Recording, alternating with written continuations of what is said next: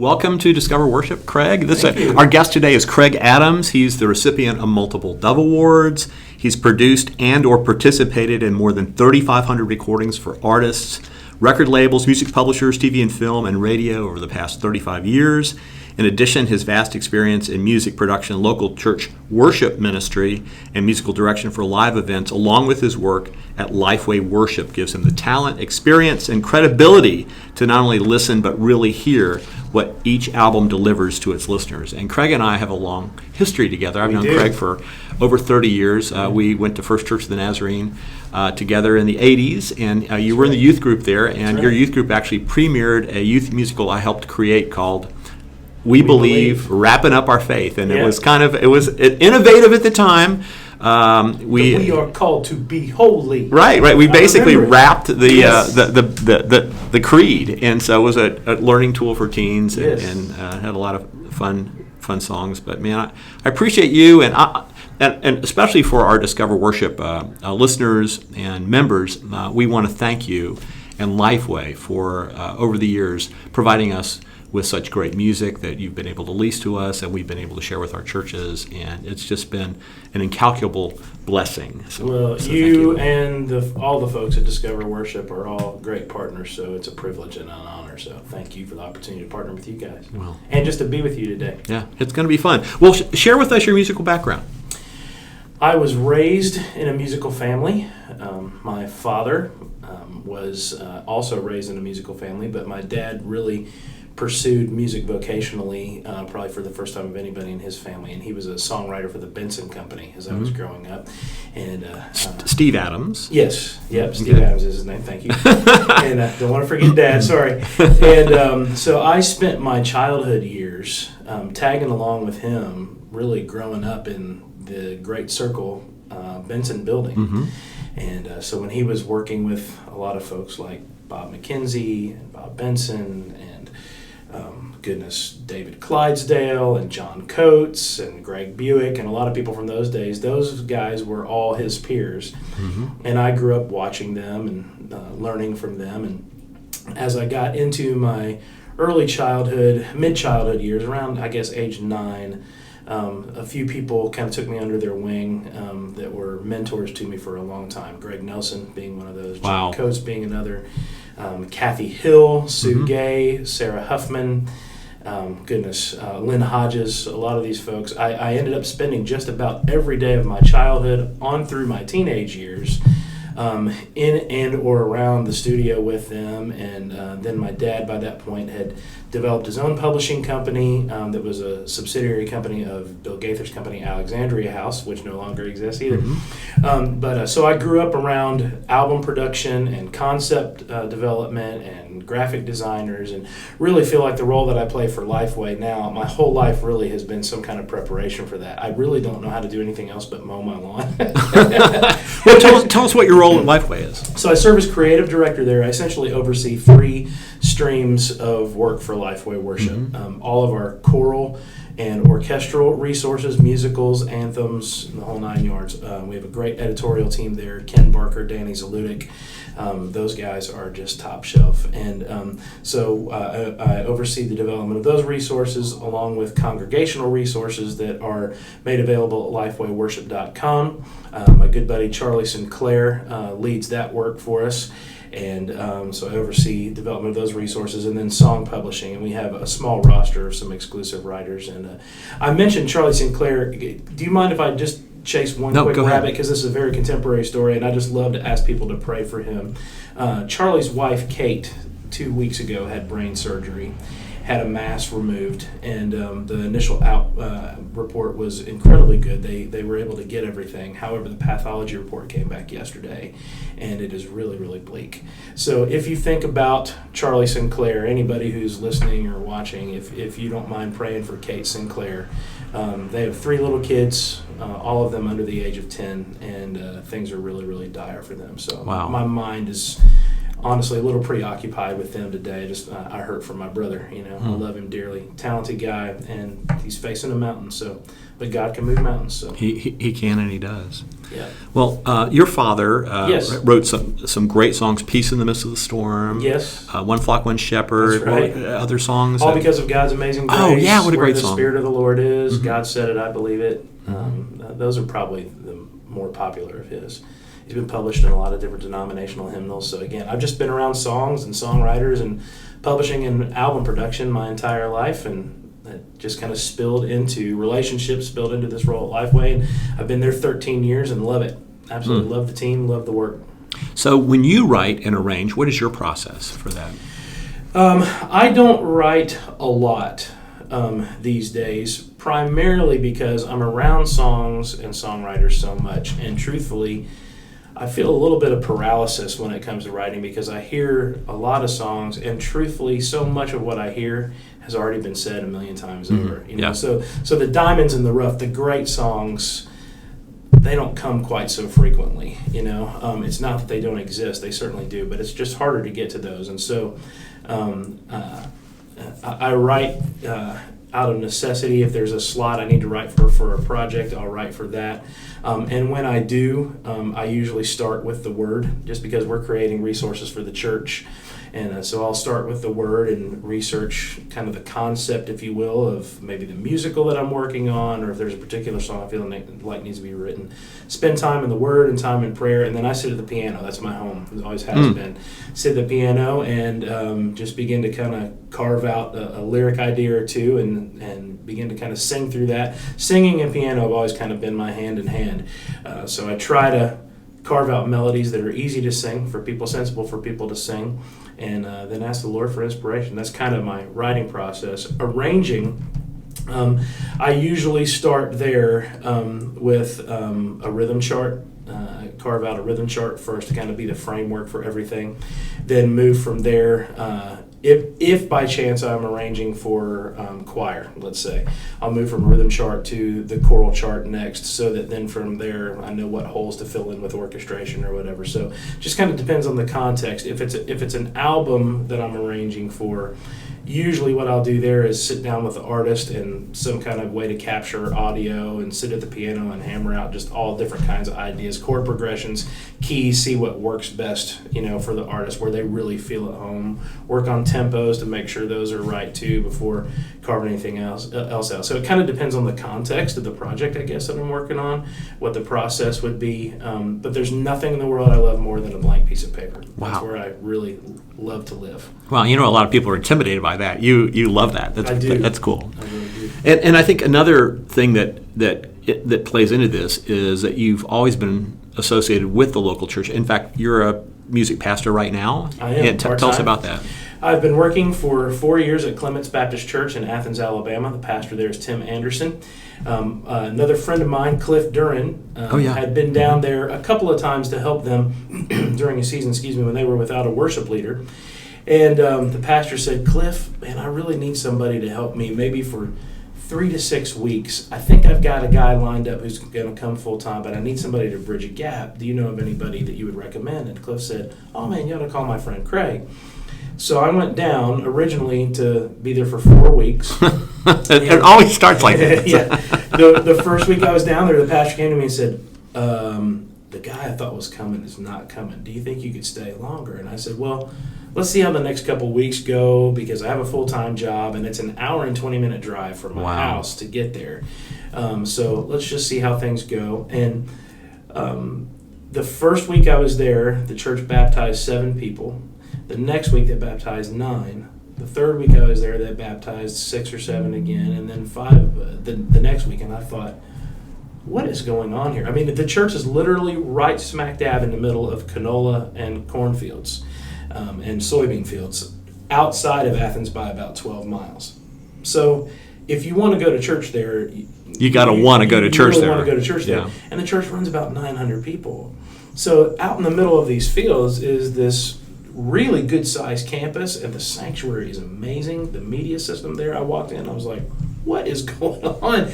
And the Lord began to work on my heart. And the pastor came to me the 4th Sunday I was there and said, do you think there's any way you would consider being here part-time? And I said, you know what? Let me pray about it with my wife, but man, I'm really drawn to what's going on here on the discipleship level, you know. Mm-hmm. And so I've been there almost 4 years now. Wow. And really love the people, love the pastor. He's an extraordinary leader. He's the kind of guy, literally every morning, including this morning before we got here, at about 5:30, between 5:30 and 6, every deacon and every staff member gets a text from him, and he says, here's where I'm going to be today in ministry. Here's where I'm headed in my study. I invite you into that. Here are the things I want you to remind your people about. He's not hard to follow. I mean, extraordinary leader. I'm learning a lot from him about leadership in the time that I've been there. And but it's just a great church, and people who want to do life together and want to do the Word together. And we have a choir, we have a small orchestra, a band, a student choir,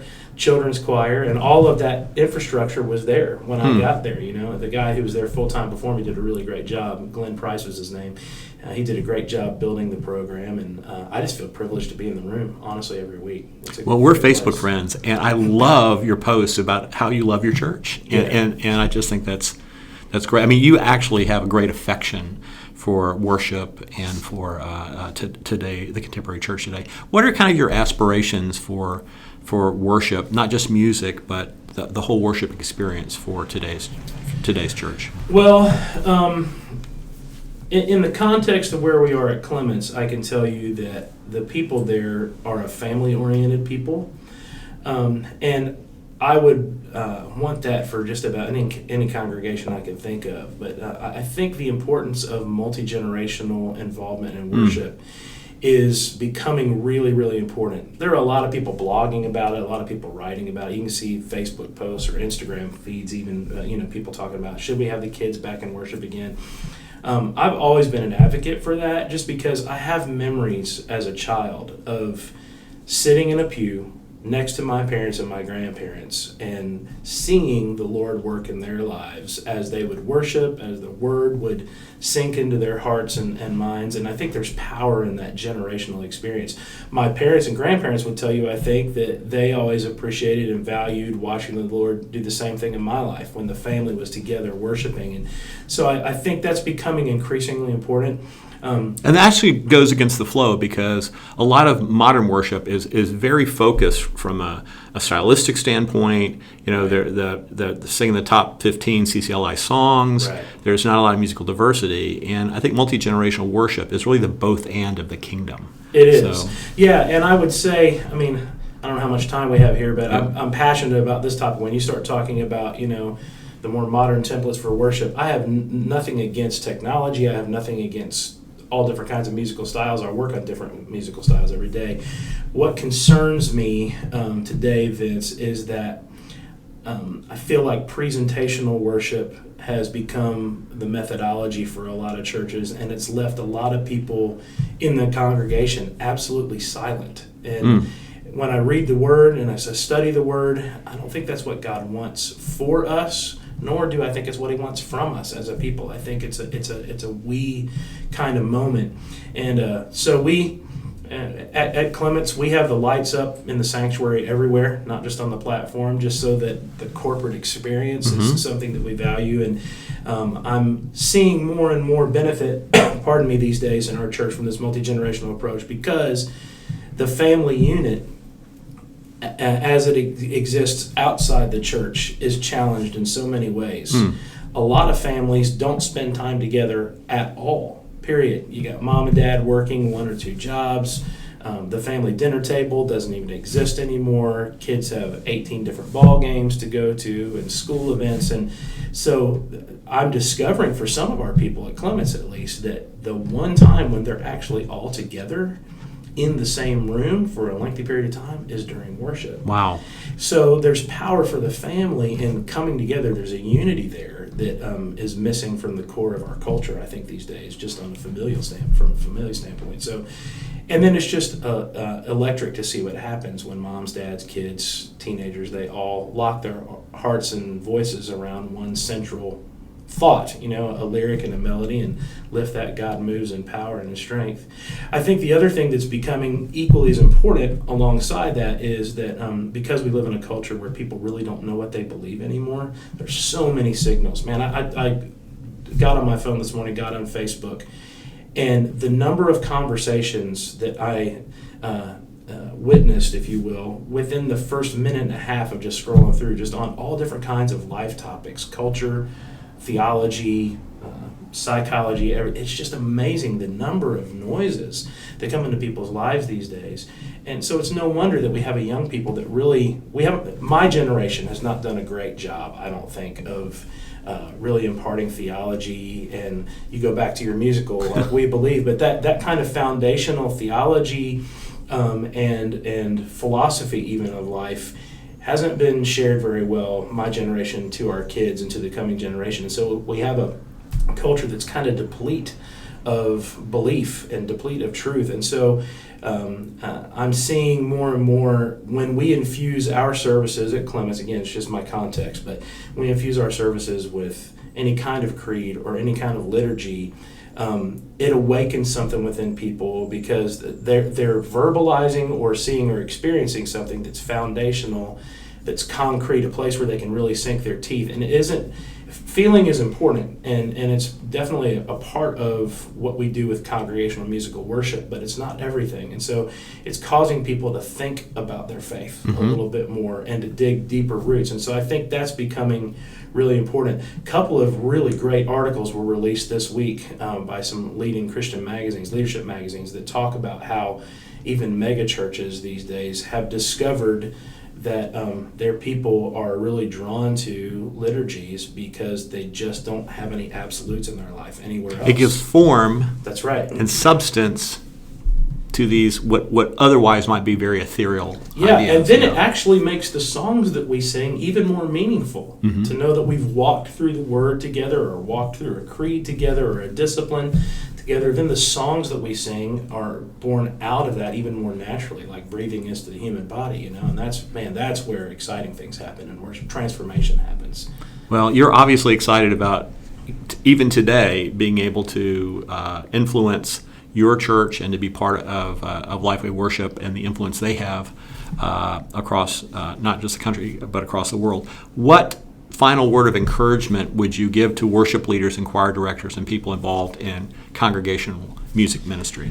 I'm very familiar with the Monday morning syndrome. There's always next Sunday, and it is hard work to get to next Sunday, practically.